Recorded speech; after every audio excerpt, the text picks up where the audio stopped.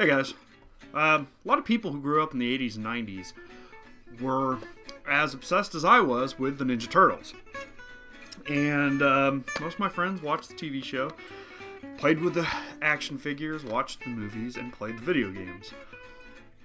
Some of my best Turtles memories were actually with the video games rather than the TV show or the action figures. That's just because I played a lot of games growing up. I love all of the Turtles games in the series, you know, between NES and SNES, but the one that stood out for me the most was Turtles in Time. And yes, this copy has seen better days. I got this copy at Blockbuster for $10 whenever they were selling off their Super Nintendo stock back in the day, and I'm almost 99% sure that this is the same copy that I used to rent all the time as well.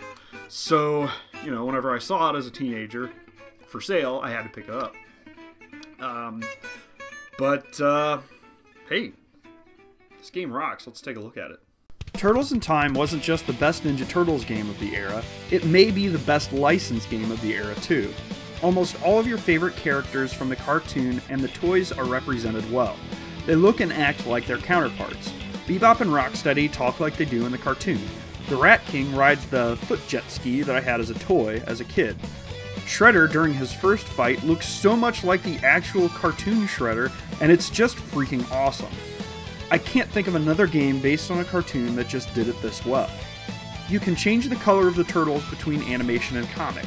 Now, I'm not as familiar with the old Ninja Turtles comics, but I do know that changing the turtles' color into the comic mode made them look like the action figures. I always change them to the comic colors. I love that Konami included this. Needless to say, the game's graphics are fantastic.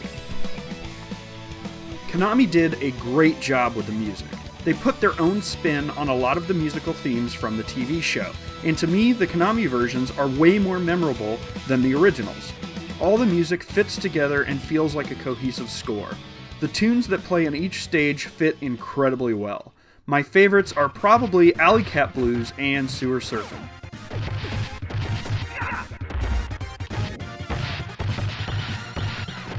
Turtles in Time has some pretty good voice sound effects for the era. They aren't perfect, but you know what they're trying to say, and I still love them. The rest of the sound effects are all pretty damn good.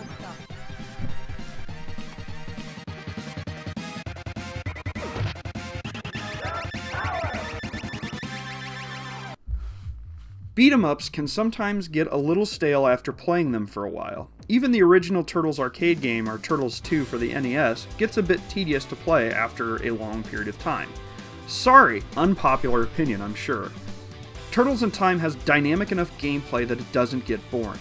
Not only do you have your normal attack and a variety of jump kicks, you have a special attack. Also, you can dash and ram yourself into enemies, throw them towards the screen, slam them into other enemies, and even do a flip and slide combo to trip enemies up.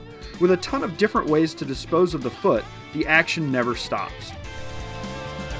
Konami did a stellar job of making each type of foot soldier unique and different. Even though the majority of your enemies are of the same type, and they just kind of have a little bit of a palette swap, the variety of weapons they bring to the fight make facing them a lot more challenging and interesting. The rock soldiers are a ton of fun to throw around, and the robotic enemies are both annoying and satisfying to fight. Each boss fight is something completely new that you have to approach differently. Some are kind of straightforward, but others, like the fight against the Shredder in the Technodrome, are challenging and fun.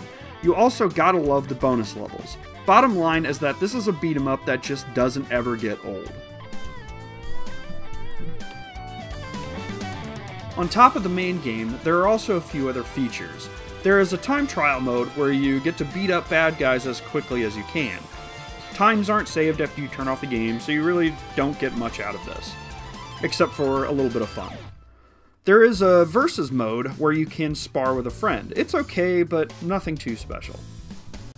I want to recommend this game to everyone, Ninja Turtles fan or no, but I feel like I'm just preaching to the choir. A lot of people who watch these videos who are retro gaming fans have already played Turtles in Time, and if they haven't, I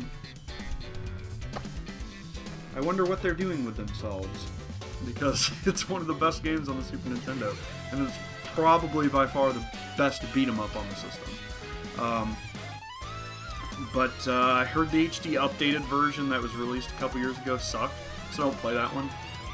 This one's a little pricey to come by nowadays, so I would say go ahead and emulate it if you don't have a physical copy, and if you can't get your hands on a physical copy. But don't skip it. Do not skip it. I'm surprised that it's not on the Virtual Console yet, and I'm guessing that's a licensing problem with Konami and now Nickelodeon, who owns the Ninja Turtles. But like I said a bunch of times already, play the game if you haven't already.